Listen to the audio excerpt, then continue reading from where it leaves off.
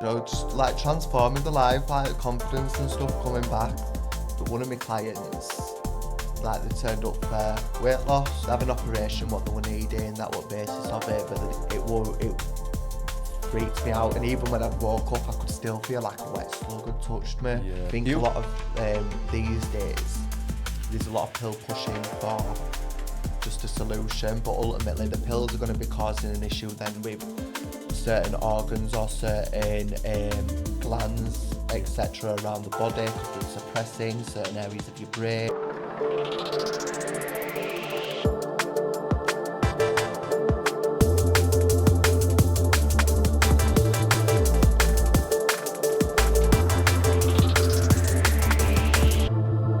On this week's episode of Disciples of Truth, we have Luke Whelan on. He's a psychic hypnotherapy mentor. So thank you for coming on, Luke. Yeah, it's a pleasure. It's a pleasure. We'll do it again.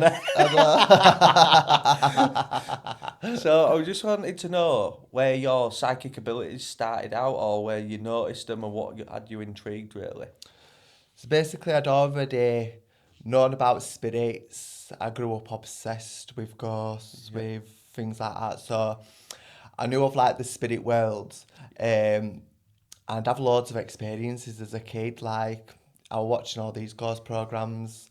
Like as I say, I was saying, my nan used to watch them when she was babysitting. We weren't allowed to watch, but I'd watch them through reflection at the window next to the door and stuff like that. Yeah. And then we also grew up with my mum. My mum were always like, Luke, there were always shadows walking out your bedroom. Really? One day you're talking on baby mics. We had to get his house blessed. Like just loads of freaky things. Yeah. And as I was growing up, looking back, I always used to see things. But I thought everybody just saw all this stuff. Like either people stood in corner of room, shadows, just feeling like there's someone stood next to you. Yeah. So I didn't really think twice about that. And it wasn't until I got to like 15, 16, I started to think like crazy. Yeah. Like crazy. I couldn't ever sleep. Or getting attacked. Like things were getting moved in rooms. Wow. I remember like waking up, like I was like sofa surfing at one point when I was 16 for 4 months, and I remember waking up and I was just seeing this Victorian woman stood next to me, mate. Right. Do you know, in this like black dress with an umbrella, just looking down at her. And I was like, oh, it's mad this. And that's when I started to think, oh, I'm crazy, like I'm losing plot. Yeah. And I was going through really bad mental health struggles at the same time. And I got my first flat when I was 17. And as I'd got my first flat, it just went boom. It went in overdrive. Yeah. Things getting pulled off walls, curtains moving, doors opening, taps turning on. Cushions, when I come back to my house, cushions would be in a different room. Like cushions would be in a bathroom. Jesus. Do you know, like weird stuff, like always doubting myself. Yeah. So I got put on loads of medication, antipsychotics, mood stabilizers, mood enhancers, sleepers, everything. And it was still getting worse. Yeah.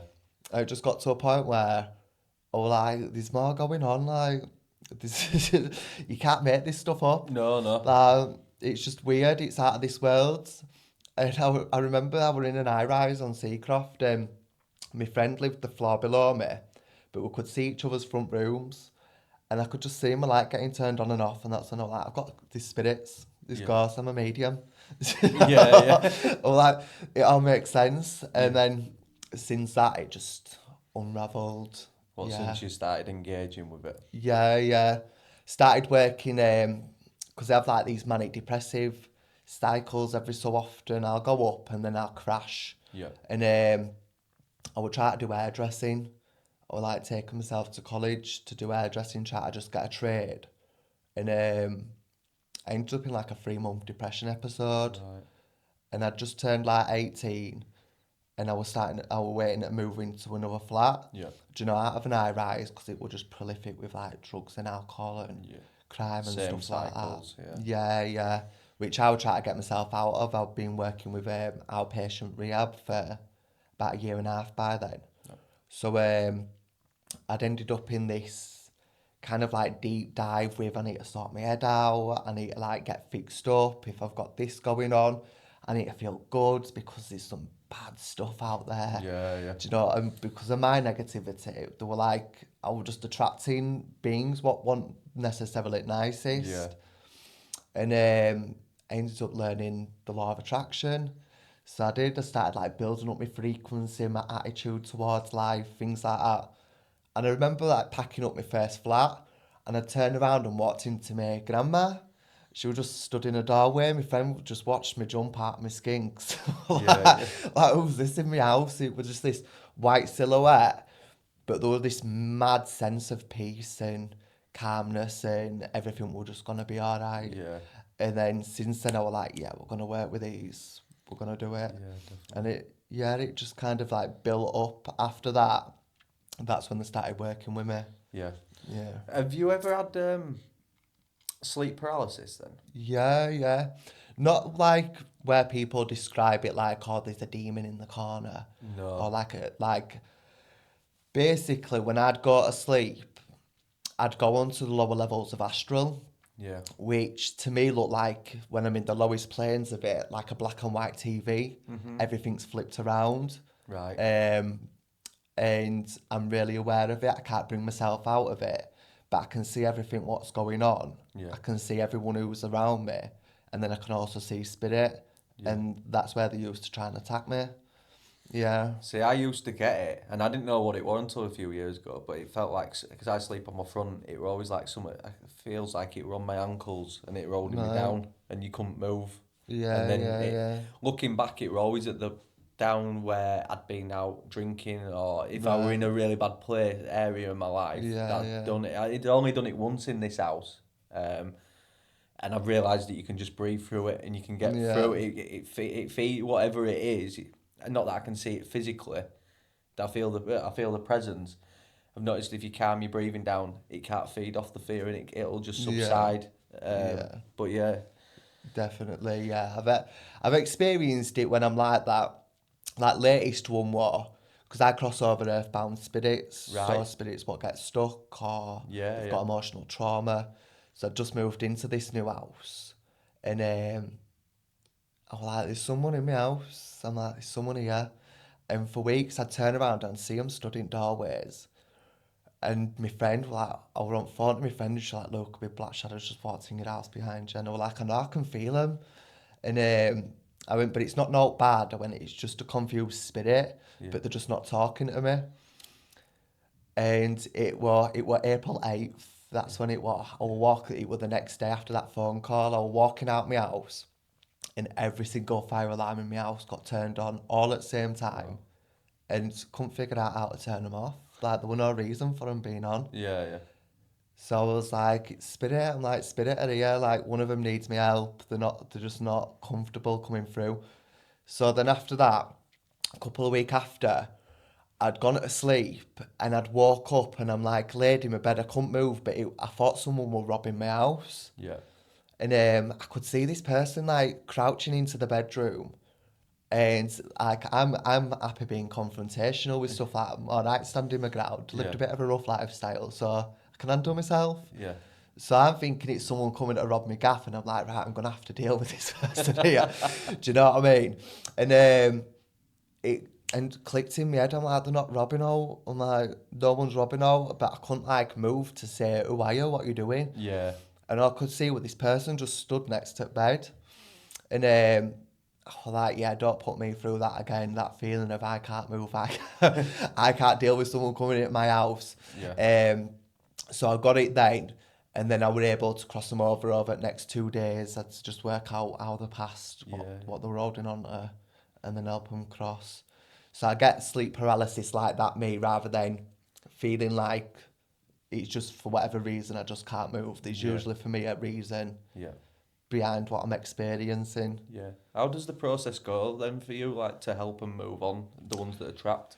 Well, it's something that I've only been doing over the past 2.5, 3 years. Yeah.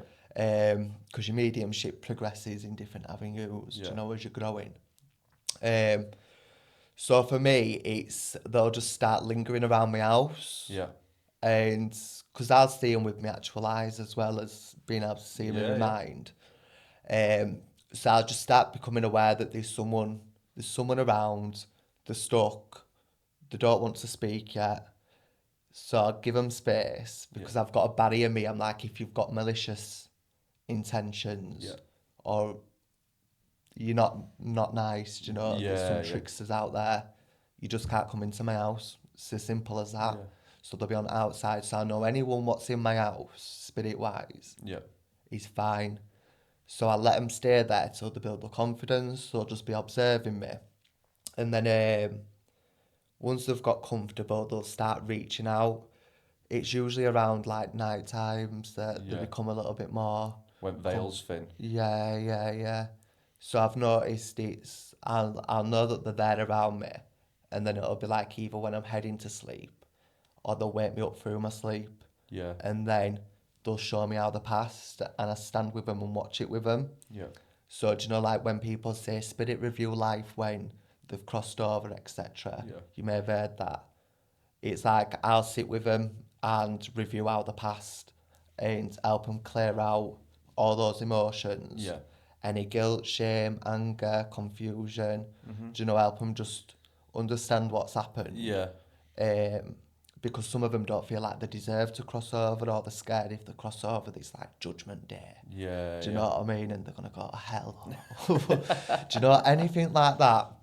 And then once we've gone through that stage, it's then I open up doors. I like call their guides in, I call my guides in, call some like angelic assistants, do you know, stuff, just to open up like a door of light basically. And then I allow them to go through it. It's a little bit like Ghost Whisperer, if you ever watched that years ago. Yeah, it's like that. Really good reference. So what would be like your handle on what it is to cross over from this realm to the next? What do you mean? Like, as you're saying that it's like they're holding on through this realm and they're scared of the crossover. What do you think is on the next part? There's a whole big, massive world out there. We think our world's big, but there's everything over there. There's healing rooms, universities. You could think of them as universities anyway. Places of learning.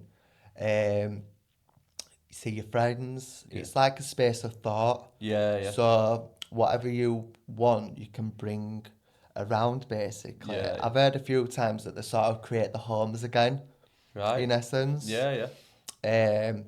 But ultimately, there's a whole lot of peace and a whole lot of understanding. There's like different layers to it. So you've got like your teachers, like your ascending masters who are on a different frequency to where necessarily that your loved ones are. They go in the spaces of teaching. So if you're wanting to go into a certain pathway, you end up linking with these spaces as a soul. When you're in spirit and you go and learn particular things or you evolve your own understanding. Got your angelic planes. Got ET consciousness over there. Do you know, it's interesting massive stuff, isn't it? It's like our world on steroids. Well, I hear a lot of frequencies. Like I can hear them now, really high pitched. But I don't ever see like something physical. Like Zoe, my partner, she used to get like bad nightmares. And she said the only way she could describe it, it's at the bottom of a bed and it'd look like off Harry Potter, what's he called? Voldemort. It says it'd be like that. And I'm like, oh, whatever. Didn't really get it at the time, but then my little boy, this is what was started to put me more into it, is he were having bad dreams, and when I says like, he wouldn't describe what it was, and he finally come round to it. It got to where he was crying every night, and he was having these persistent nightmares. And he explained exactly what Zoe used to see as a child. So that's when we stumbled across Marisa, because we got her to come do. We used to do energy cleaning at the house, and she like, and she was telling me certain parts of the house. She like, who's been doing this up here? Because I've been trying to ask her to travel at the time with information. And she's like, well, there's a portal being opened here. And she was telling me certain stuff that only I'd know. Yeah, And yeah. all like, right, okay, there's something more to this. Yeah. It's not all woo-woo. Yeah, it's bollocks, definitely... but you've got to experience it yourself to understand Of course you do. these things are happening, because you're constantly trying to check Yeah. in, aren't you? Well, that's it. That's it. I think that's why it's really important as well, understanding like little basics of stuff like, say, for instance, like opening up the portals when you're trying to astral travel. Yeah. It's like you're opening up doorways. Now there's different layers of the astral. Yeah, Do yeah. you know what I mean? And that's where my struggle used to be. I used to just astral travel through the night. Yeah, yeah. Wasn't necessarily intending to do that. I was a kid. I didn't know what was going on, but Yeah, yeah. it was like it opens up these little doorways in essence. Do you know? And it's almost like having your front door open to just anybody.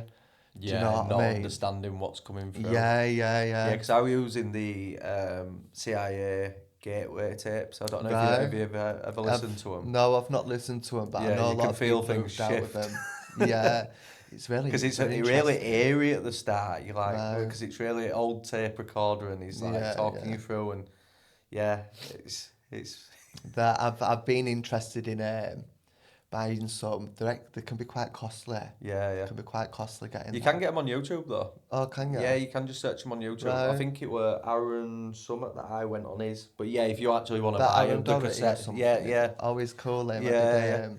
I done one of his course things. Have you? How was Yeah, that? yeah. It was alright. Living full-time purpose. That's what it was called. Yeah.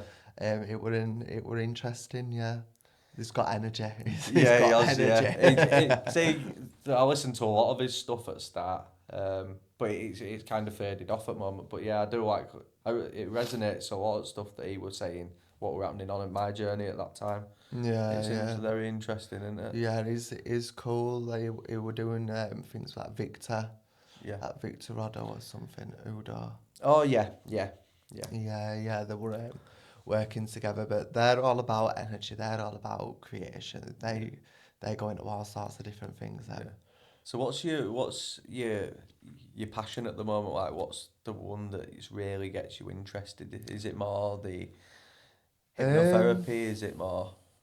I'd say yeah, because I've done the psychic medium stuff for quite a few years. Yeah. Now, I started when I was like 18. I'm 27. Yeah. Do you know? And when I'm like interested in something, I deep dive into it. I can feel like, that. Straight off, like there's no ifs, no buts. Like I hyperfixate and I consume everything. So I feel like I've got so far with that I'm like waiting for something to like tick and take me in a new direction with it. Yeah. Which I think is going to be transmediumship, where you let them step into your body. Yeah. And then use your voice box, etc. How does that feel strange? That.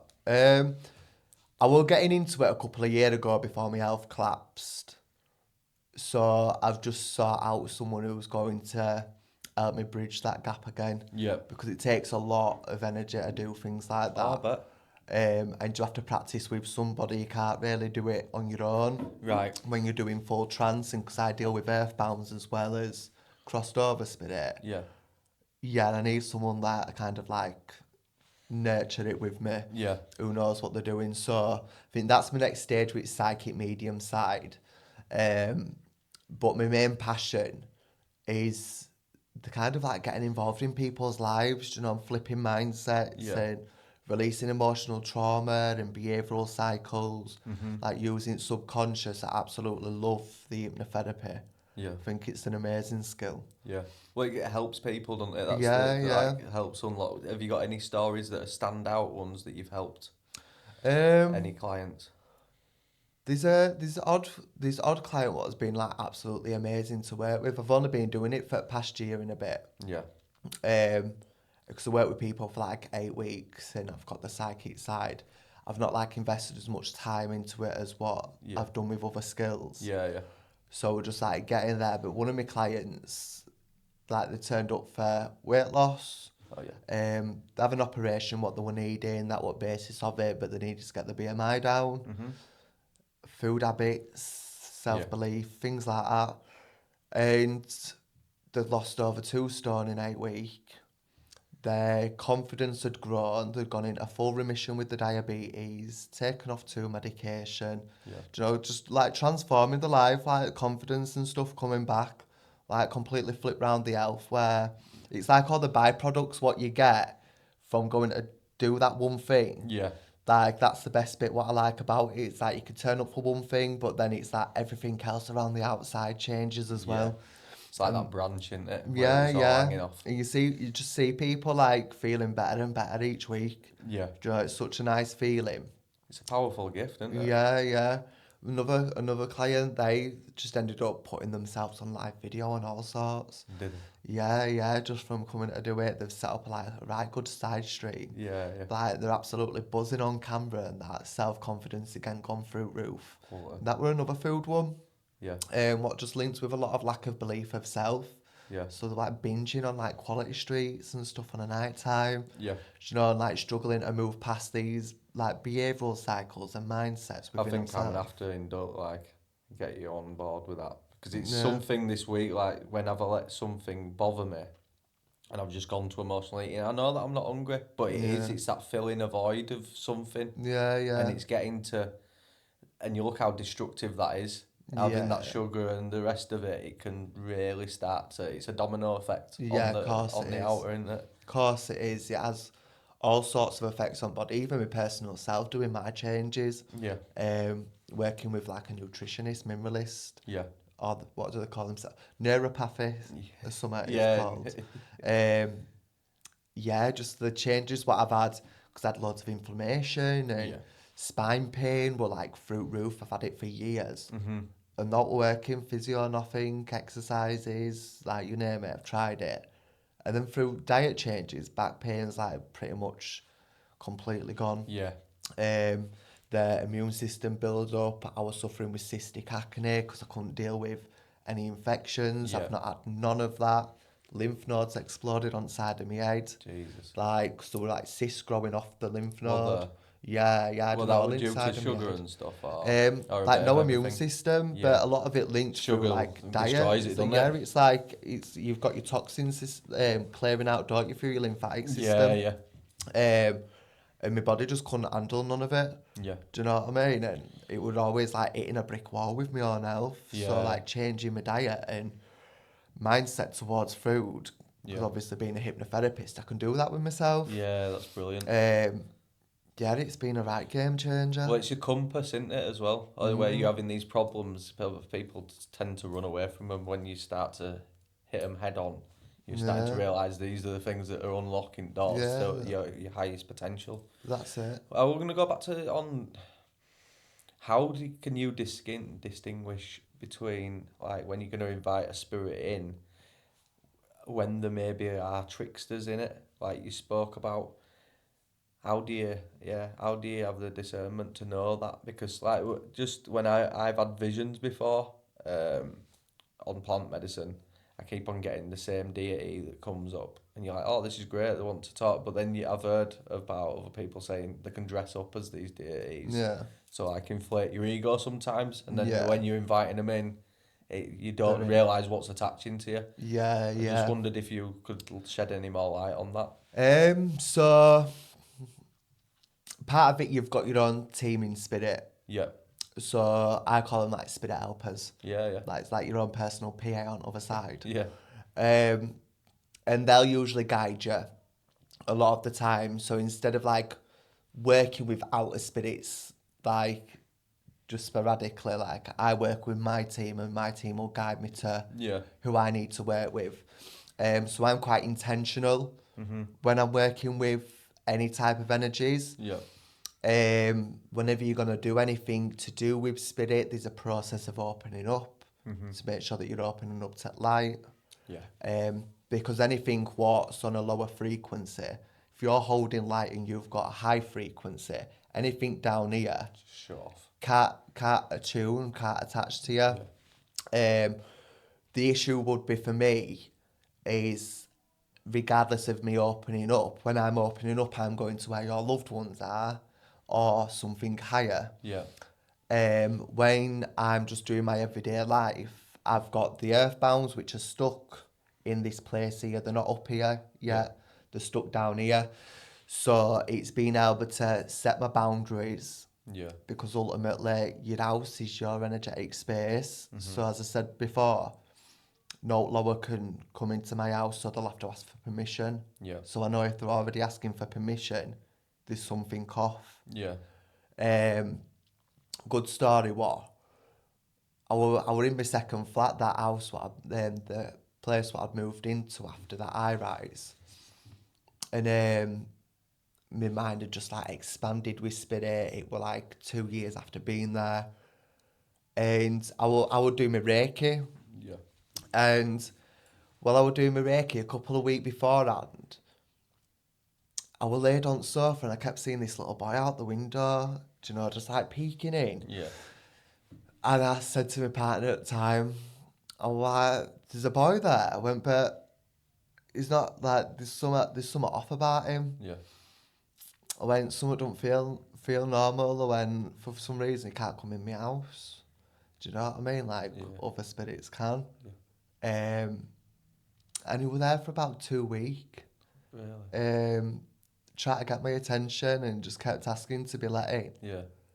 And I'm like, nah, we'll leave it for now. Yeah. We'll see what's what. So we're like starting to notice like the feelings you get with them.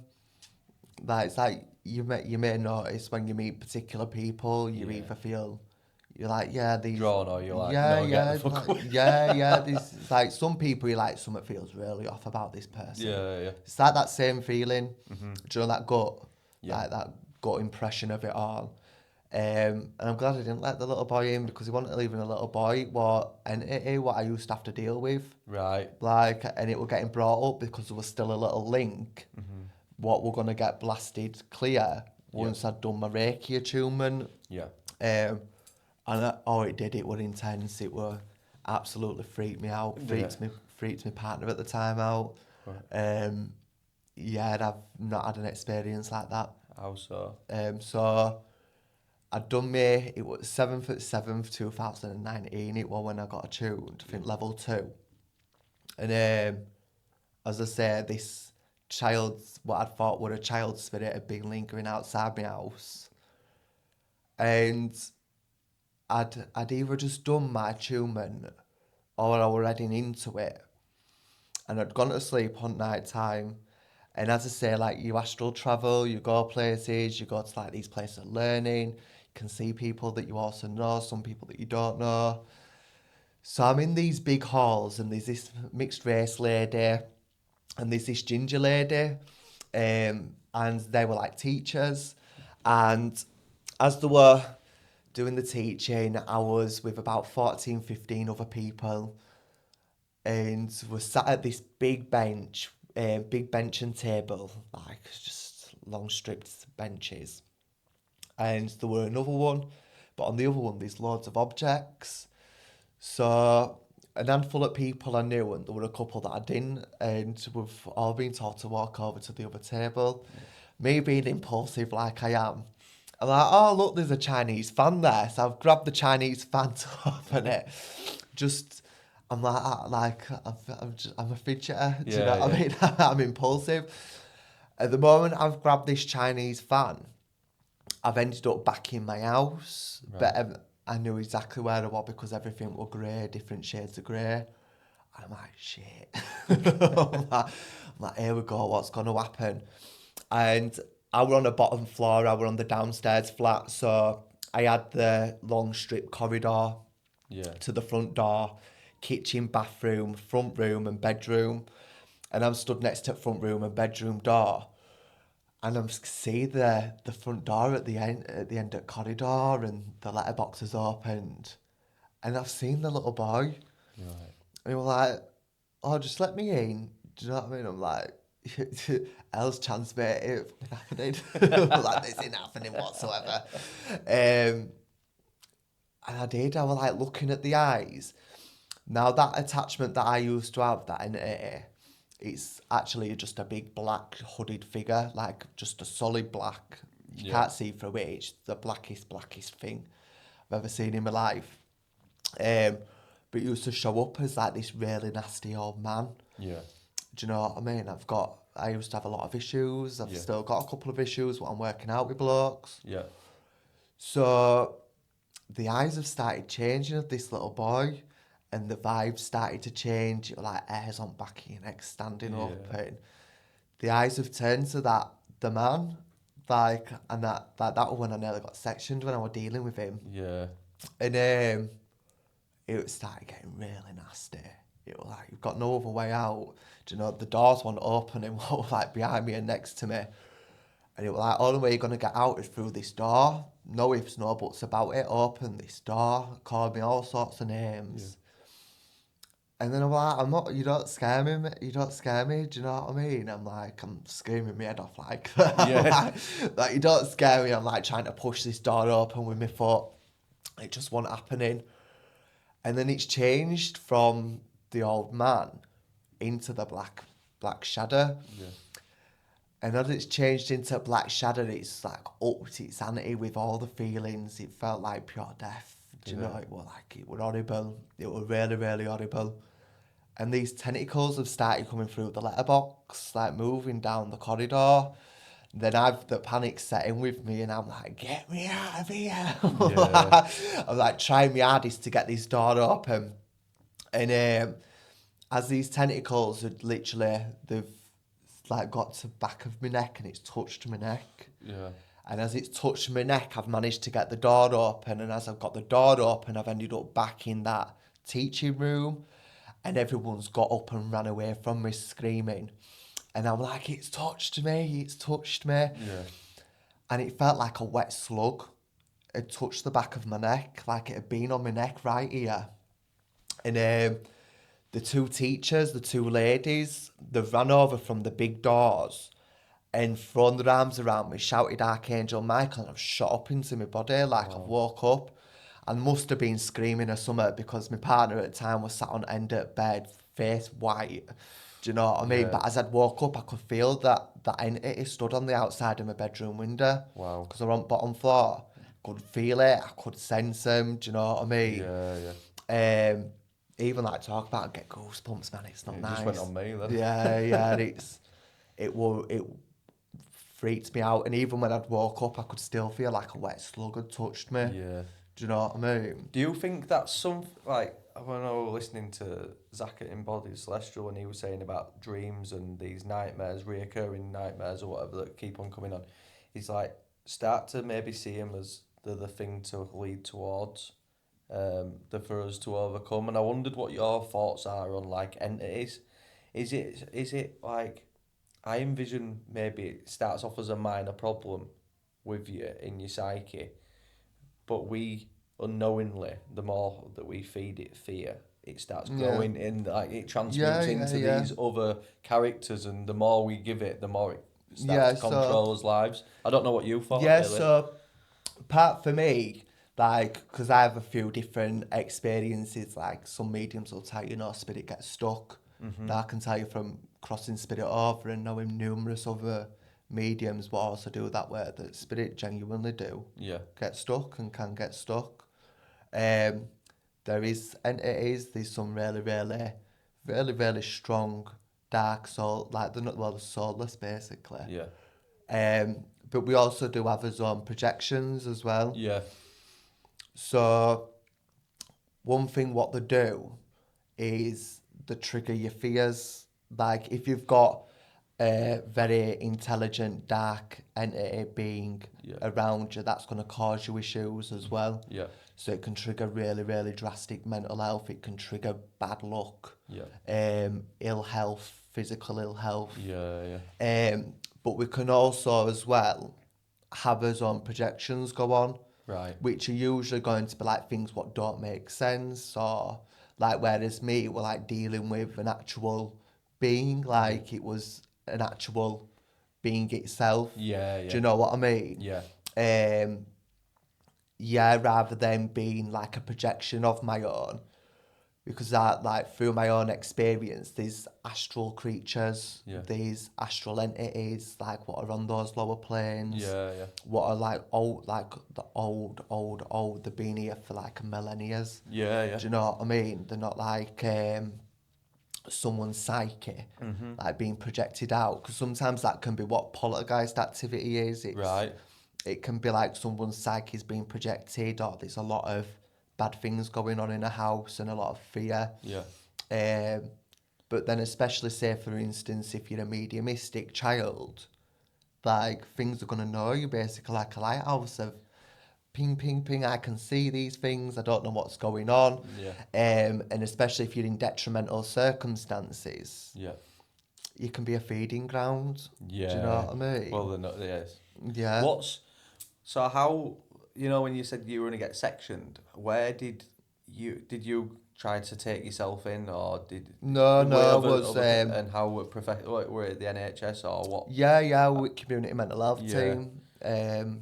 And what did they think to the things that you were saying that you were seeing? Was there any confirmation that this is other patients seeing the same? I had really bad psychosis. Yeah. I used to have these thoughts that people were coming to kill me. Yeah. That extreme paranoia. I used to think there were lots of paedophiles in the high-rise opposite. Yeah. Wouldn't keep my curtains open. I used to think my house was getting bugged by like government. Yeah. Do you know, things like that? Because I were an addict as well. Yeah. But it were like over time, it were like as those like fears and delusions, that's what we could call them, delusions, etc., hallucinations, were like going, I was still dealing with spirit. So at that point, I was like, they don't really need to know. They're just going to tell me I'm crazy. But I'm starting at like, by that point, I was like giving evidential readings. Yeah. I got a lot of stability, well, more stability than what I had. And yeah, I were on antipsychotics, do you know what I mean? Yeah. Anyway, so well, like that part of my brain had calmed down. So even now, like if I went back to him, I tell him, I'm like, I am a medium. I'm like, you might not think it, but I provide evidence for people. Like, I don't just chat. Yeah. Genuinely, I provide evidence before I provide any messages of who I've got with me. Yeah. I mean, it's not dark, it's not anything, it's not paranoia, it's not anything of the sort. So for me, with community mental health team, especially back then, it were all like paranoid psychosis elements, manic behaviour, do you know, stuff like that. Yeah. Yeah, because they take certain perceptions on it, but then you'll also come across some people in community mental health team who really just understand you. Yeah. Do you know what I mean? Because what would be like, I know that there's a couple of people that I know where their children are having these nightmares and then they're putting them on meds, and I'm like, for me, it must be awful, but you're suppressing the gift. There's a gift there. Like, there's something to go through. Yeah, that's it. Because dreams can just be a direct access into subconscious. Yeah. That's why some of them just don't make sense. It's like the theme of a fear or the theme of a worry. Yeah. Or a particular event, what's occurred, is playing out in a particular way. Yeah. To try and process it, understand it, show you something. So sometimes it's not always even necessarily like a spiritual soul matter. Yeah. Sometimes it's literally just about things what you're experiencing. Yeah, it's weird that you said it, like, I don't normally remember dreams, and this morning I went to go, I said to her, let's give us a cuddle, and she was cold, and I went, what's up? And she went, you cheated on me last night in your dream, and I'm like, but then there were two women in the dream that were being like, trying to get me into lustful, and then she said who it were anyway, and it was like, no, it didn't correlate the people, but I just thought it's weird, and it taken me back to the same like fear. It was like taking me to Las Vegas, but a part of Las Vegas that I've never been to. Like these theme and it's not the first time I've been there. And you're trying to navigate through stuff. Yeah. Dreams can be really powerful. That's why I've had to distinguish me when I'm dealing with spirit, and when I'm just dealing with my own subconscious matters. Yeah. And when it's like astral traveling and I'm there learning something, you know, they start to feel like distinctively different. I think a lot of these days, there's a lot of pill pushing for just a solution, but ultimately the pills are going to be causing an issue then with certain organs or certain glands, etc., around the body because they're suppressing certain areas of your brain. Well, there's another side effect to it. Of course there is. Of course there is. You're not going straight to the problem. Yeah, yeah, and learning hypnotherapy, you learn a bit about dreams as well. Like I've become a little bit more accustomed to like dreams and being able to spot the themes of them. Yeah. How it aligns in with life, and that person be like, yeah, actually, that makes complete and utter sense. Do you know what I mean? Yeah. Like a lot of people can have the dreams of like being chased, or someone's trying to come get them, or they're in danger and they need to sort something out, and there's that element of pressure. Yeah. Do you know what I mean? And as children as well, you don't have a lot of understanding on life, so you're more so working from like your survival brain, your primal brain, what's still trying to like understand the world around you. So your emotions can be overwhelming, confusing. Do you know, anxieties and fears can get triggered a little bit. So I think a lot of things, it's too easy these days to just pass medication, try and dull something out. Yeah. But they'll build a tolerance to it, and then they'll have the dreams still. Yeah. Like if, do you know what I mean? Especially if it's reoccurring. Yeah, definitely. What's your what's everyone's biggest misconception with manifestation? Because I see you talking a bit about it on a recent post, and then I kind of got, I liked what you were saying. Manifestation. Misconceptions of it. I think, I don't know, some people might not like me saying this, but just think positively. It'll just all happen. Yeah. Do you know what I mean? If you've got behavioural cycles, if you've got mindset obstacles, like lack of belief in self, it doesn't matter how positive, you're going to self-sabotage that opportunity. Yeah. Do you know what I mean? Or if you've got impulses, like with me, I created a 4-phase manifestation process because I used to, like when I first started, I used to manifest all sorts of things, like from tenors for a doner kebab takeaway. Yeah. Do you know what I mean? When you've been out having a couple of drinks and send it into the universe. And then there were bigger ones, what I wanted. But any of the more serious ones, what I wanted, where like I want my life to go in that direction, I'd sabotage it. Yeah. Do you know what I mean? Either through my behavioural patterns, through my mindset, or through emotional triggers or something, like impulses. Like I used to be very impulsive. Yeah. So you can think positively about a lot of things, and yet it's great if you can keep an optimistic mindset. Mm-hmm.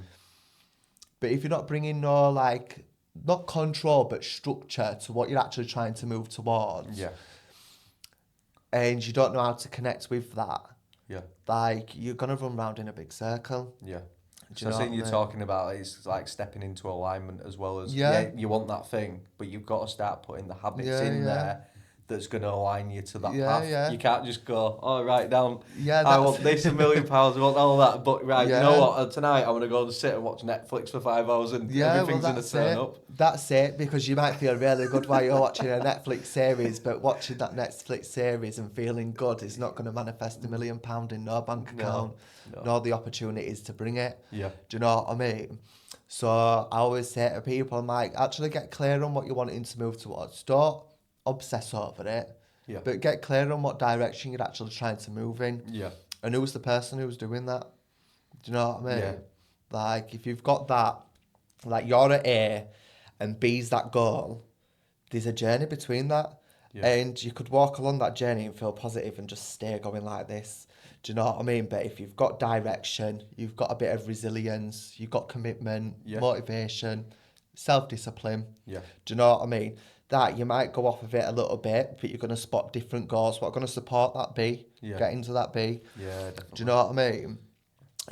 But I think these in the spiritual based communities, when it comes to the matrix, there's a lot of like detest around it. Yeah. And a lot of people can live in like spiritual delusion. Yeah. Do you know what I mean? I was there for a little bit. Yeah, and I was years ago, and I detached from like the mainstream views and behaviours of spirituality because I was like, It's this is me. It's BS half of this.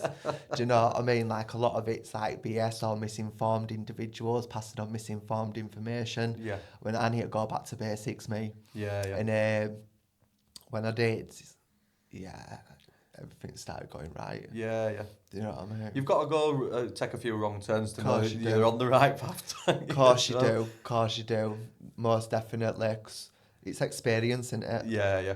It's experience. What's the funniest experience that you can recall of you actually getting off the path? Like, where have you fallen off a bit? In what way? Like, knowing that you're going the wrong way, like, you've gotten a bit delusional in your own shit. I mean, we've all done it. Yeah. I know that I have. Probably when I obsessed over being a starseed. Yeah. Yeah.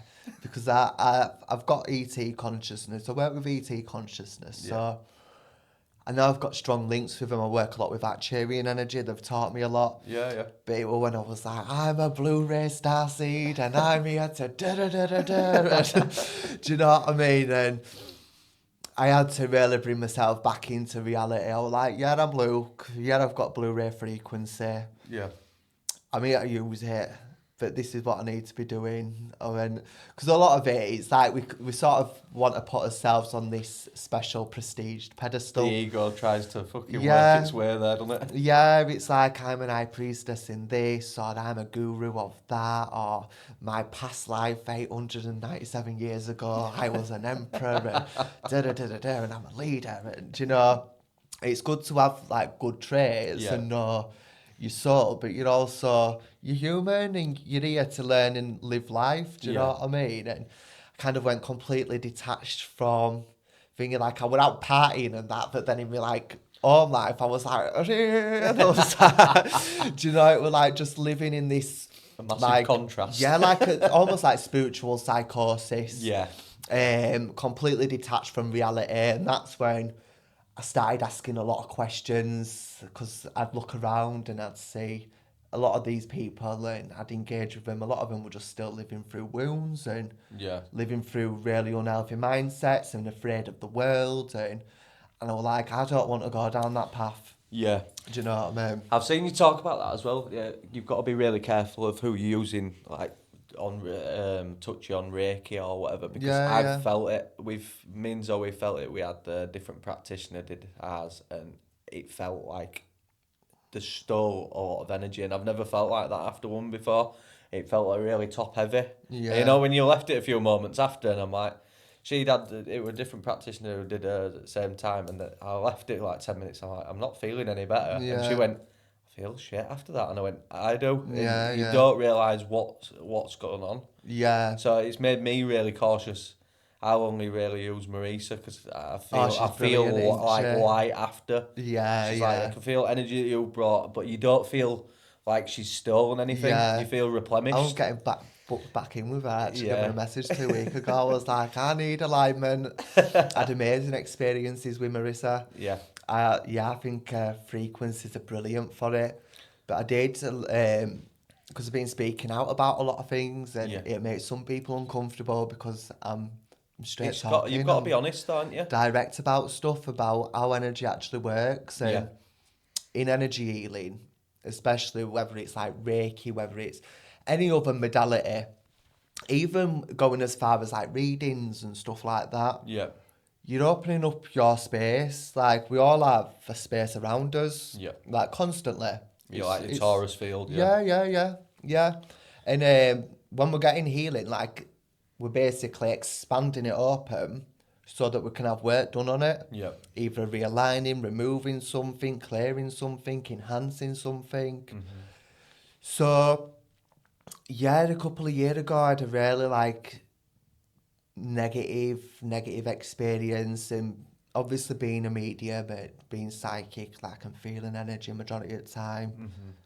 It's like I become really prone to stuff. Yeah. And I had really difficult experiences. I was like, this is just a message that I need to get out there, because every man and his dog gets a Reiki qualification these days. It's a brilliant skill, but It's like, say, for instance, if a reader had just got a deck of cards and then they're just going out and trying to give, you need to learn how to structure. Yeah. Do you know, you need to learn to distinguish, you need to know what you're doing. So I think the moment someone's got, like, say, for instance, a little certificate in their hand, Yeah. brilliant, get that certificate, but then continue gaining your experience. Yeah. Because, as I say, a lot of the spiritual community, there's a lot of wounded people trying to guide wounded people. And it's not to say you need to be perfect, Yeah. like, or completely healed or something along that line. But you need to have yourself in check and you need to know where you stand with particular things. Or if you need a little break, Yeah. you need to go just work with yourself a little bit. Yeah. Like if I'm feeling off me, or even if I'm dealing with an earthbound, like I won't engage with no healing practice. No. Because I don't want it moving through any space. Or say for instance a couple of months ago when we were going to do this, I hit a really rough patch and it was difficult, and I had to take a step back. I didn't even want to do readings. I didn't want to cancelled everything. Yeah, I remember you saying you're like, this isn't a good time. Like, you'll let me know when it's ready to go, because you've got to be able to give people that time and space. Yeah, and of course you do. Respect what they're putting out. Yeah. Because I don't want anything to be rushed at the end of the day. Yeah. And it's the same when it comes into like energy work. It's like once your space is open, and if you don't understand or can't distinguish what's in and around your space or how to deal with it because you're lacking experience, do you know what I mean? Yeah. Then there can be trauma transfer. There can be beings moving from one person to another and finding another person to feed off, creating further stress. Do you know what I mean? Yeah. Like it's a very real thing. How much of I know it's taking a different road. How much do past lives contribute to how we live this life? Our own personal or past lives? It can be quite a bit. It can be like fears, what you've got inbuilt. Yeah, like really skills. embedded in your DNA. Yeah, skills. Good example. Before I were actually setting up professionally, I were alright doing things as a hobby. And just being in this like safety net of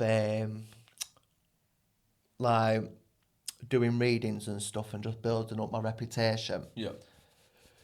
But when it comes to actually going out and doing it professionally and signing up professionally, etc., do you know what I mean? Like getting all like tax cuts, just everything like that, do you know, and being like aligned in with government and whatnot. This mad fear that doing this were going to get me, like, there were going to be bad stuff, what were going to happen from it. Yeah.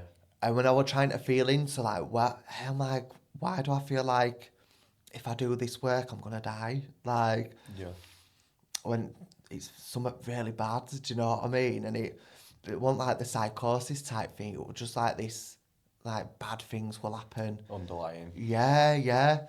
And I actually ended up getting in touch with Marissa. Yeah. I know it's going to sound mad. I went, but I need to find someone who does past lives. I went, I've got an issue and I need to go into the past. I went, that's all I know. Yeah. I knew certain past lives of my own because I'd have flashbacks of them. Yeah. But I needed to go into one and I needed to understand where this was coming from. So I got put in touch with a bloke called John Richardson, who then a couple of years later I studied hypnotherapy with him. Yeah. Top bloke, is wicked, lovely soul. And he took me back into the past, and it turned out I was really clairaudient in my past life.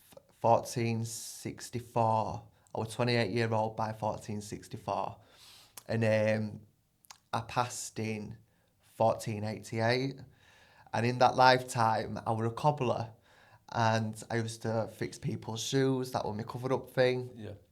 But I was also this really, really good medium healer, and nature would tell me what people needed. I'd sit, and like trees would talk to me, spirit would talk to me, they'd tell me everything, and I'd make these things for people, I'd heal people. And it got to, we'd gone through some more of my past life and we built up to before my passing, and I'd been asked to go to this castle. It was a sandstone castle. And if I seen it, I'd know the castle. It had like, because I'm right OCD about things have to be in line. Yeah, yeah. And one of the things were out of line with the other pillar.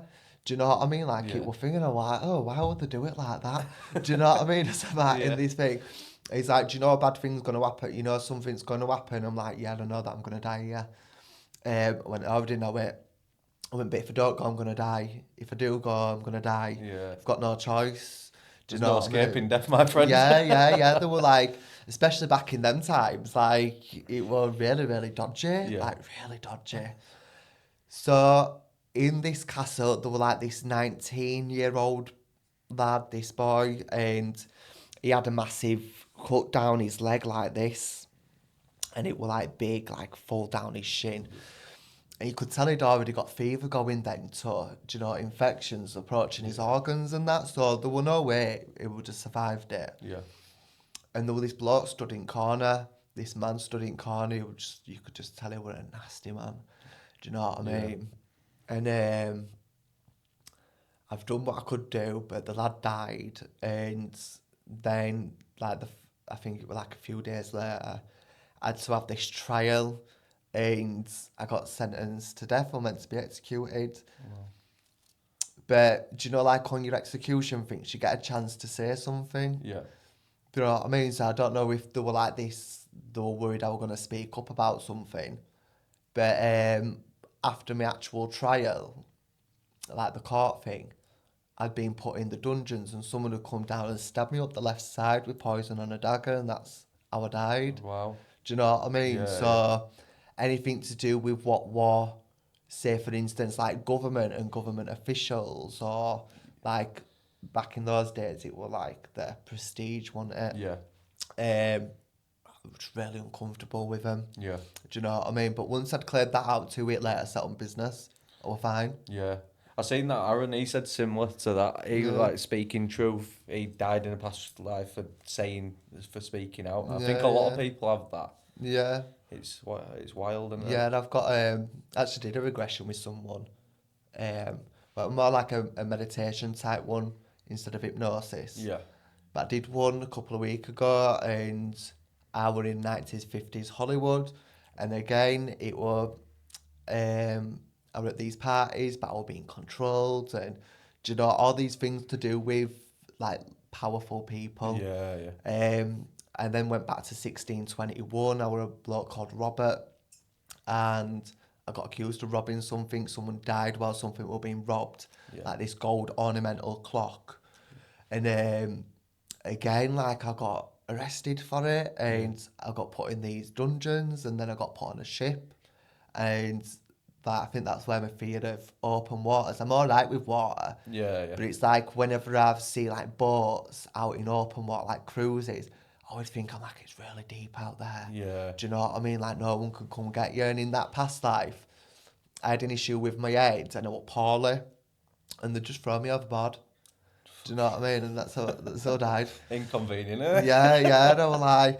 So there's like this theme in quite a few of my past lives where I'm either mixed in with these powerful people, but I can't do no, I'm controlled. Or I'm like a pauper, or for whatever reason, like in lower classes as it was, and I die at the hands of them. Do you know what I mean? Maybe there's something in that of just standing up and speaking truth. Yeah, because all the time it's under masked, isn't it? Yeah. But maybe it's... Yeah. What's your take on it then? Like, do we just keep on coming back and reincarnating, or is there a completion? Like, I know the Buddhists also talk about it, like these... So some people can get locked in a reincarnation loop for creating themselves more lessons that they need to learn. Like a karmatic debt of sorts. In essence, yeah, because karma ultimately is just the law of cause and effect. It's not necessarily positive nor negative, it just is. Do you know, like, so I don't necessarily believe in like karmic debt, but I believe in like soul growth, and if you've caused something, you're going to experience the opposite end of the spectrum. Do you know what I'm saying? So it's like I do believe that we come back quite a lot of times. I have lived a lot of lifetimes. Whenever I've looked at the amount of doors, there's a good few hundred. Yeah. Do you know what I mean? So I don't know what I've been doing wrong, but I have obviously been running around in circles in some way. But a lot of it's been to be able to deal with pain and deal with like life difficulty for me. Whenever I've looked at my soul, like, and I've asked about my soul, it's like I'm here to teach and I'm here to pass forward information, which is why I've got the skills of speaking. But I've then also had the very difficult emotional sides of life, and it seems to have been in quite a lot of my past lives as well. So there must be a lesson of me of needing to handle pain more sufficiently, and instead of being consumed by it, take it as it comes, and like kind of learn from it. Do you know what I mean? Overcome it rather than fight against it, or like as a child I ended up addicted to drugs and alcohol. Do you know what I mean? By 16, because I was a very angry person. Do you know what I mean? Coping mechanism. Yeah, and lack of like life experience, or just saw loads of people addicted to things. So kind of like, again, being studying your own voice and, do you know what I mean? Self-nurturing. What's been the most difficult part of the journey then to date? Keeping committed to what I'm doing. Do you know what I mean? So I got diagnosed with like borderline personality disorder and manic and mania like based episodes. Do you know what I mean? And I've got ADHD. So it were like in that it's like emotions can be a big difficult thing. So it's kind of like learning that emotional intelligence, emotional literacy and emotional discipline. Do you know what I mean? Of not wanting to just like self-destruct. Trying to keep grounded instead of going to them. Because I'd just give up and I'd just end up back in a drug cycle. I'd just give up with my goals, and then I'd like beat myself up for it for a little bit, and then I'd bring myself back. But I'd always come back bigger and stronger. Do you know what I mean? Always, every single time I've done it. You've got to, haven't you? Otherwise it's going to consume you and you're bowing out, I could quite easily have been dead by now. Do you know what I mean? Plenty of times. Like at one point I nearly choked on my own sick. Did you? Wow. When I was 17. I'd like downed a bottle of vodka and I can't even remember. I must like just gone mad that night. And then my younger cousin was staying, my younger cousin and a friend. It were in my first flat. And I remember just like waking up and I had a big thing of sick stuck in my throat and I couldn't get it out and I was on my own. And I'd like nurse myself to get it out, do you know what I mean? But very nearly like choked on it, but I did end up locked in a few drug cycles after that. I used to take heavy amounts of a lot of stuff. So I'm surprised I didn't OD in a few ways. You're here for a reason, mate. That's I see when I did the thing with Marissa, I see myself talking on stage, talking about the brain, and overcoming it and nurturing it, and I was like, that mate. TED Talks. Literally, and I'm like, God, he looks smart. Do you know what I mean? He's clever, isn't he? And actually, like, I very much like headed in that direction. At that point, I knew a lot about life. I knew a lot about mental health and about addiction. But not necessarily just building yourself up from it. But over past, that must have been like 2.5, 3 years ago or something now. And over that time, I've gained more skills. Bridging the gap. It's having that vision, though, isn't it? And starting to really believe that you are worthy of what's inside of you. Because it's not coming from anywhere else. That's it. Because I've not got a GCSE to my name, mate. Same here. Or if they are, they want very good. They've got a U, a G and an X. Do you know what I mean? I didn't even know you could get an X. Do you know? It was X Factor, were it? Oh, God. I went to my GCSEs on speed. Did I you? did, I was like really wild.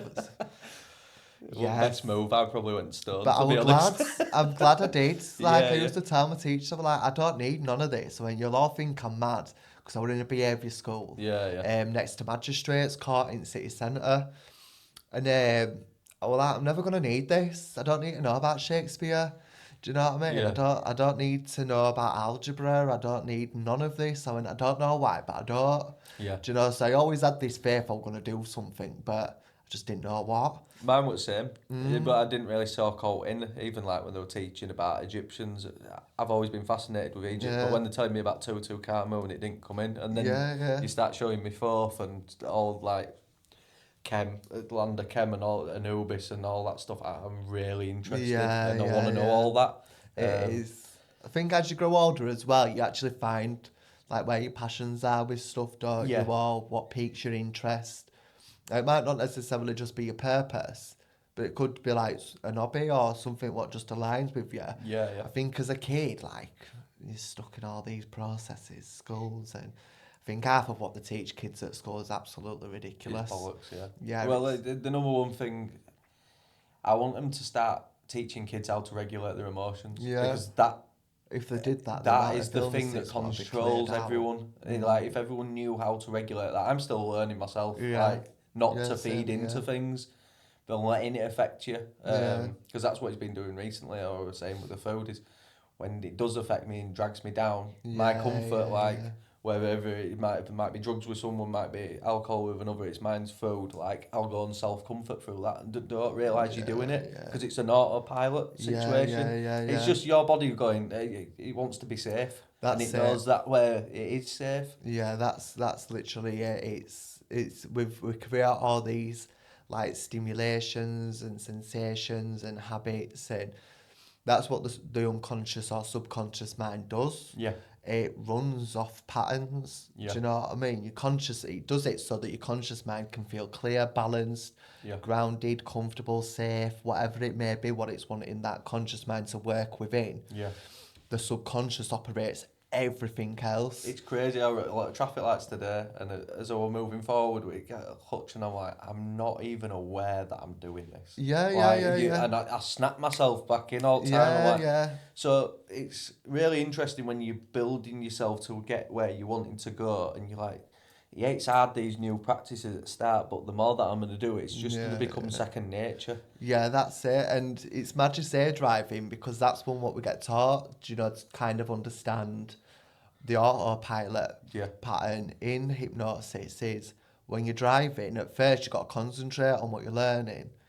But once you know where everything is, you're going with it. It's just an automatic, and then your conscious mind's able to just focus on the road. Do you know? And like some people don't even realise that they've fully drove somewhere. They're like, oh God, we got there quick, didn't we? Do you know what I mean? That's where I'm trying to snap my head back into like being in present moment as well, because we are. I don't know about you all the time. My brain's always.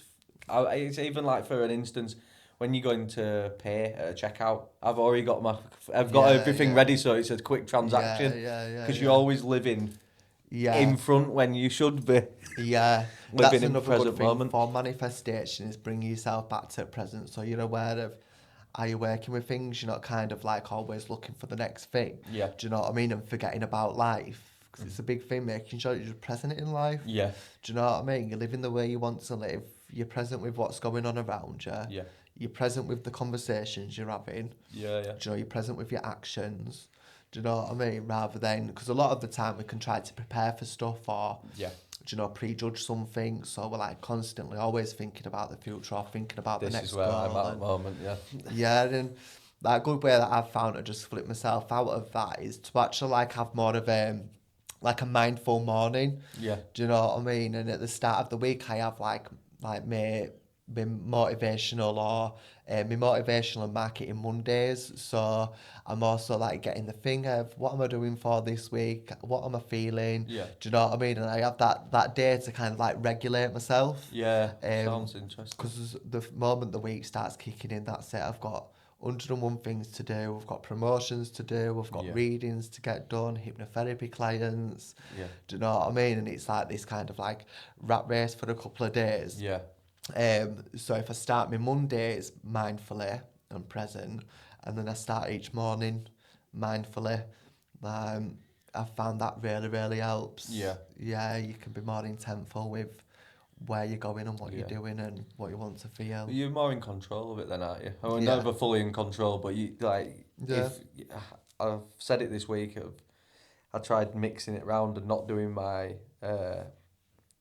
heavy exercise routine on the morning and do like a meditation instead and like ease in, because as soon as you're rushing like hell, you just kind of set the motor going so fast. That's it. It's that rat race energy again, isn't but it? I thought maybe this week I probably am better still doing that and then jumping into a meditation after to slow to have it from that high to go to I can control it to come back down.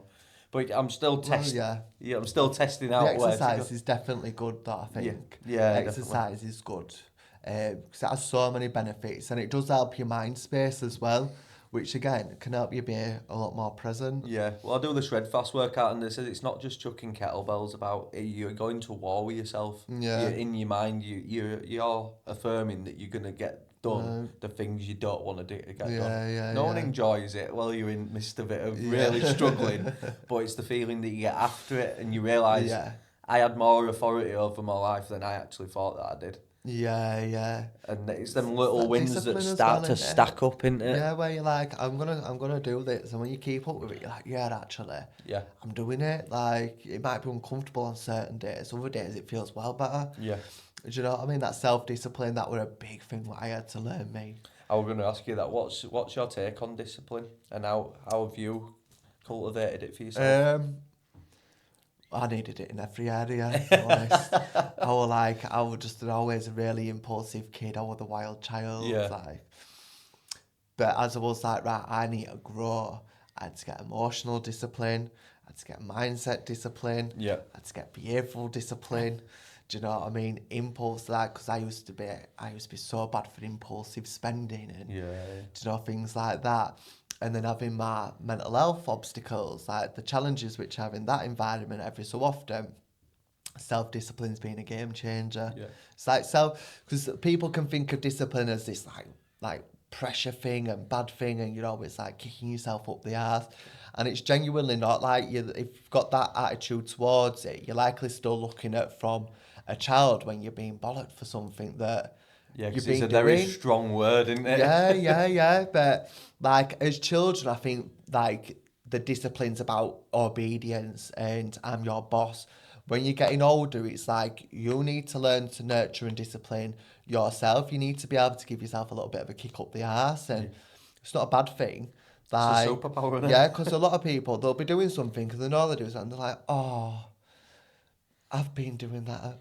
Well, what are you doing it for? Yeah. Do you know what I mean? Like, why are you doing it? What is it what you're wanting to do? Like, it's not always about looking for a wound. Sometimes it's about having a bit of discipline with your schedule, your attitude, your behaviour. Yeah. Do you know what I mean? To keep yourself on track. Boundaries. So, like, to me, discipline can also be in the same category as nurture. Yeah. Do you know what I mean? And like changing my mindset about it. It's like reframing it as such. Because I know for me, discipline, when someone said it over there, they're like, don't think as discipline as it's restricting your life. It's giving you more freedom. Because the more that you can say no to the things that you don't want in it. And I'm like, it totally reframed it for me. Yeah, because we've got so many behaviours, so many cycles, habits that we create so many excuses for, and like that I need that. Do you know what I mean? Or it's all right, but that's literally standing in your way if you're taking your next steps. Yeah. Do you know, if I would not have kind of like the past 2 years, I've really upped the ante with it, but I've built a good business. Yeah. Do you know what I mean? I've got myself opportunities. I've gone around the UK now with it. Yeah. They're still coming. Do you know what I mean? I've got a nice new home. Yeah. Like, you can see you're impressed. It's good, changed a lot. Because you're building that self-confidence in yourself as well, aren't you? Realising, I can do this. And you can feel like it's still early in the game of where you're going. Oh, definitely. I'm definitely far from where I've come from. And I've still got a decent journey, but I actually enjoy the journey. Yeah. Like, it's the journey what makes it fun. It'd be all right getting just given everything, but you won't appreciate it, and you like the one to hold on to it. Yeah. Do you know what I mean? Like, with me, there's had to be a lot of doing the groundworks first to really sort a lot of things out. But it's given me a lot of experience to pass forward, because people look at me and like, you're 26, you try to talk to like 30, 40, 50-year-olds about life and I'm like, I've genuinely like lived it, mate. Yeah, Do yeah. you know what I mean? And because I've like nurtured my character as well, Yeah. like I knew I am. Like I can hold space. I can have some deep conversations about a lot of different things. Yeah, because Do you you know know what who I you mean? are, and it's that authenticity Yeah, that yeah, shines through. And this age is a number. It's a lot of It's a lot of bullshit. So I've yeah, had some really young people on recently, like, and the mindset on them, I'm like, fucking hell, you're gonna kill it. yeah, Like, to yeah, have the yeah, mindset yeah, on yeah. you that you're talking about. It's I think you were brilliant. 23 the other week, and I was just like, Yeah. fucking hell. It's I wasn't thinking really good about to none of see. that 23, which Yeah, gives you a lot, it inspires me with a lot of hope that the next generation will be pretty fucking damn yeah, good, you know, like, yeah, yeah, definitely. I think the next generation's what are coming. Like these golden frequency children as well, what are coming in now, they're gonna be very, very intelligent, yeah, very wise. They'll likely be very impulsive throughout their childhood because they're going to encompass a lot of different energy. yeah. They're going to encompass a lot of early life experience. Do you know what I mean? I think it's as well, like, that's what I love now, is like, I only wanted two. I'd like another two children, and people are like, why? And I went, because the mindset that I've got now, I love to be able to just nurture these Yeah, yeah, kids, yeah. to let them, I'm learning each time with another child that they're your teachers, and just not put Yeah, up the same boundaries and let them yeah, develop the way yeah. they are naturally, and they'll unlock things in you as well. Yeah, yeah. They And I'm can like, why teach, I would you? think, how to live again as well, Yeah, don't yeah, they? of course. And there's no filter with kids. Yeah, They'll just say it as it is. yeah, kids are hilarious, man. I No love it at filter at all. toddler stages. Yeah. When I see my friends' kids and that, some of them are absolutely hilarious. Yeah, yeah. Like, so funny. I'm like, oh God, to have that freedom. We put it on ourselves, don't we? Oh, honestly, they're great. They're great. They're not for me. I don't mind seeing them, but like Yeah, I'm but like, right, yeah. you can have them all back. I'm like, go Visit on. and then go. yeah. Yeah. What's the biggest truth that you've had to come across? Um, The hardest one to swallow, there's maybe? always us winning his own way. Yeah. That's it. It's what, sorry? Always us Yeah. winning his own way. Yeah. Like, Luke, you're in your own way. No ifs, no buts. Even all the bad shit what's going on. You're allowing it to go on. Do you Yeah. know what I mean? It's you. Everything comes down to you. Yeah. Like, no ifs, no buts about it. I like that. Mm. Because it is ultimately true. Yeah, But we... it is. We don't ask for some stuff that goes on, but we also don't get ourselves out of it sometimes. We don't realise what we're able to do. Like, I've been through DV, I've been through all sorts of stuff. Do you know what I mean? Like, and ultimately, I could have got myself out of it a lot earlier, but I didn't trust myself. It's the avoidance of them Yeah, things. yeah, allowing emotions to overcome or behaviours to overcome me. Do you know what I mean? And like, I'm working on something and it's all about life lessons. Yeah, yeah. Do you know what I mean? Because ultimately, my perception is we can make a decision and change something. Yeah. Do you know what I mean? We can make a decision and heal past, heal over, let go of something. Yeah. Do you know what I mean? We've just got to make that choice to. Yeah. Yeah, that's biggest like truth lesson that I've learned is all comes down to you. Do you want it? Do you want it? Yeah, or do you not? want it? Are you willing to go through that next Yeah. that next chapter? Yeah, yeah. How long are you willing to go through the same thing for? Yeah. Do you know what I mean? Yeah, it resonates a lot. Yeah, yeah, yeah. Because you get stuck at that level, and I think this year has been beautiful in parts, but some parts have just been like, fucking hell, when are you picking yourself up? But Yeah. we do the self-distraction thing a lot of times as well. Like, we'll try to add something else to the bag when we're still carrying the bag. Yeah, I am a sucker for that. I am a sucker for that. I do that with goals. So Yeah. like with pressure, do you know, when you're stressing at something and you lose that bit of passion for it. Yeah, yeah. So you add something else to play while you're still doing that old goal, and it's like, why have I just done that? Because now I've got 50 more tasks. Yeah. I'm like, I'm already burnt out. The lesson will just sit back, take a breather, have a rest, get yourself back inspired with what you were doing. Yeah. Do you know? I'm a sucker for piling everything on my plate, mate. What are you most excited about then? What's coming up for you? Or what are you happy to be giving out to clients? So I'm excited. There's got two things what I'm really looking forward to for the end of this year.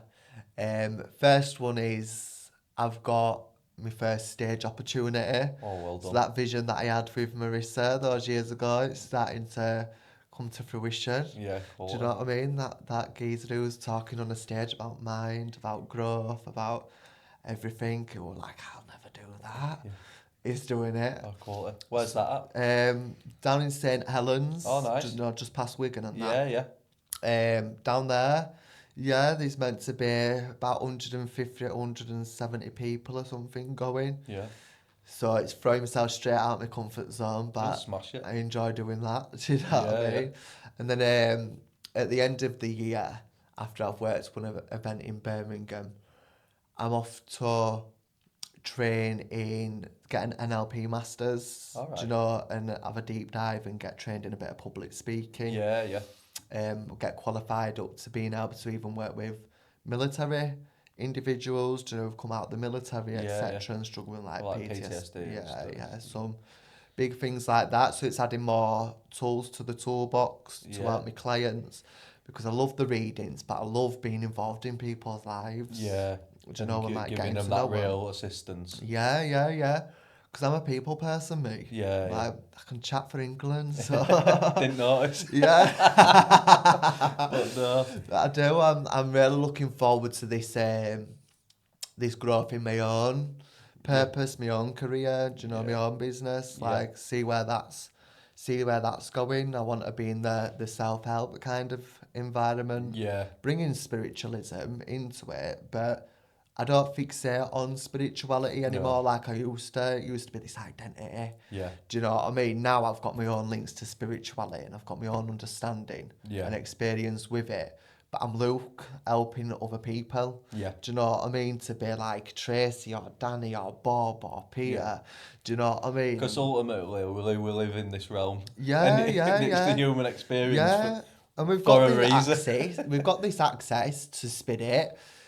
But you're not just a spirit, you are also human. You've got human obstacles, you've got human behaviours and challenges. And I see a lot of people, especially in spiritual communities, running around in circles, distracting themselves from healing, or thinking because they've cleansed themselves with sage that they've lost the trauma has gone. Do you know what I mean? Only to them when they do something, like, boom, it's back. And do you know what I mean? Like, I think it's a very hard one in spiritual community. What I've noticed over when people are like, oh, they're just all arguing, it's all to this. I'm like, everyone's dealing with a slippery ego. Everyone's got one, and it's this. Yeah. I know, and you didn't think, oh, it were gonna happen. Yeah. Like, everyone's to clash, and it's the same scenarios will play out. So I'm like, I'm giving it. I don't get caught up in any of it. It's just like another soap opera to me. Yeah. It's like, keep your distance. Yeah, that's why I backed off from a lot of it. Yeah. I was like, I know what I know, and I'll speak out about what I know. Yeah. And I'll happily pass it forward, but I don't need to be tied to anybody's spiritual things. Yeah, like I like bob through little groups and go drop by and do you know, things like that. But that's good enough for me, because the more, like, I swear to God, mediums and psychics. It's rough sometimes, man. I swear to God. And I'm very outspoken. I call a spade, a twat. Do you know what I mean? And a lot of passive aggressive behaviour goes on imagine. in this community. Do you know what I mean? So I'm like, passive and me don't mix. Do you know what I mean? Say it how it is. Yeah, I do. And it makes a lot of them uncomfortable, because I won't say it behind, I'll just say it there. And then I'm like, you're a twat. Yeah. Do you know what I mean? Stop acting like one and stop behaving like one. Ground yourself a little bit. You see what you're doing. Yeah. Do you know what I mean? Because it's not, oh, love and light, I'm going to send love and light to you. Do you know what I mean? And they like kind of freeze or fawn in a situation or run from it. Yeah. And then bitch behind closed doors. Because that's what, over the past 10 years, that I've seen a ridiculous amount of. But we're in age of Aquarius now, so all true speakers are coming out.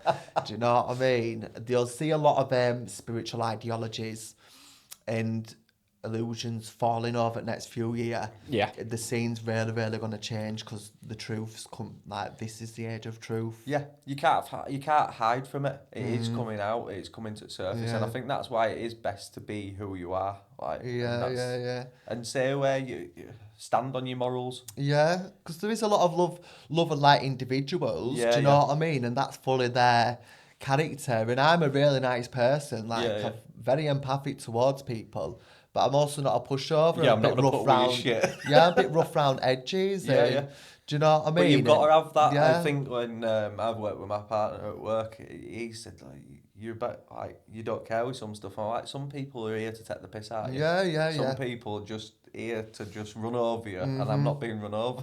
But I am. I'm also fair. So yeah. That's it. And I say when I was like 18, 19, 20, and I would like try to like find spiritual communities and wanted people who like, do you know, you're just realising you're a medium and that, do you know what I mean? It's very lonely. Yeah. Do you know what I mean? And then I thought I had to be all this love and light and da-da-da-da-da. And over thing, I was like, you realise you're putting a mask on. Yeah, it's people searching for identity, and then you mimic the identity, and then you're still going through these things. And then when I detached and I was asking myself all these questions and the questions about the universe, a lot of things started to click, and I started seeing a lot of things. Yeah.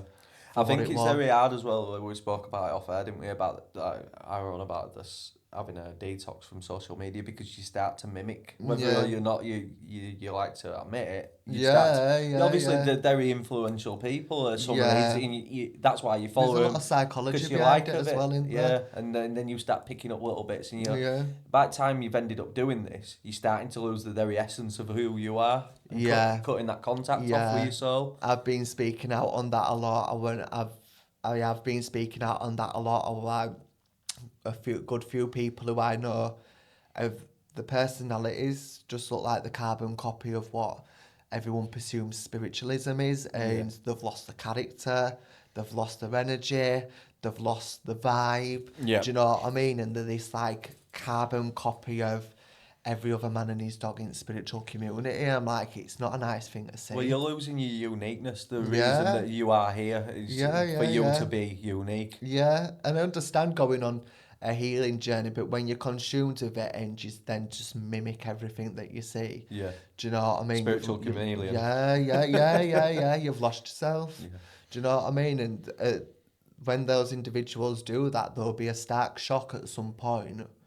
Where they'll be sat on their own and they won't know who they are. No. Do you know what I mean? And then reality hits them, and then they'll actually have an awakening again, like the proper soul awakening of I need to find me. A true purge. Yeah. Because at the first part, it's the wounds are playing out in the background, and you're looking to cover it up with these identities and ideologies. To distract yourself or to make yourself feel better, and then it'll collapse. Do you know what I mean? Some people stay in that cycle of mask wearing for a very long time. Yeah. It's interesting, isn't it? Yeah. It's definitely interesting. Is there anything else that you'd like to leave the listeners with? If you could give them one bit of advice, if they're going through a tough time. Always believe in yourself. Yeah. That's it. Always believe in yourself. Be willing to put in a little bit of time and energy. Do you know? And it's going to get difficult at certain stages. But you're also made of tough stuff. Yeah.